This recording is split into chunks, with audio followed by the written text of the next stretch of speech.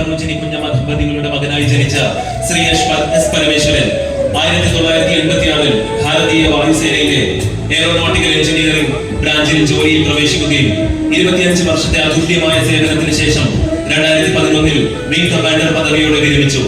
25 വർഷത്തെ സേവനത്തിനിടെ ലഡാക്ക് പോലെ അതീവ വെല്ലുവിളികളുള്ള പ്രദേശങ്ങളിലും നാഗ്പൂർ എയർഫോഴ്സ് സ്റ്റേഷനിലും പ്രയാഗ്രാജിലെ സെൻട്രൽ എയർ കമാൻഡിലും നിർണായക ചുമതലകളും വഹിച്ചു.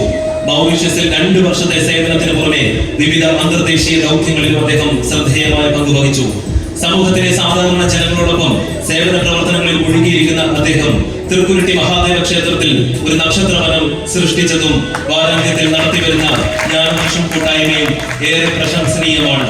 തനിക്ക് ലഭിച്ച അനുഗ്രഹങ്ങളെയും സൗഭാഗ്യങ്ങളെയും സമൂഹ നന്മയ്ക്കായി തിരിച്ചു നൽകാൻ സഹധർമ്മിണി ശ്രീമതി അനിതയോടൊപ്പം മുന്നിട്ടിറങ്ങിയ വിംഗ് കമാൻഡർ എസ് പരമേശ്വരൻ എന്ന മഹത്തായ വ്യക്തിത്വത്തെ നമുക്ക് ആദരപൂർവ്വം വന്ദിക്കാം. വിംഗ് കമാൻഡർ എസ് പരമേശ്വരൻ അദ്ദേഹത്തെ മുന്നാടി അണിയിക്കുന്നതിന് വേണ്ടി ശ്രീമതി അനുരാധ അവരുടെ നിറഞ്ഞ സ്നേഹം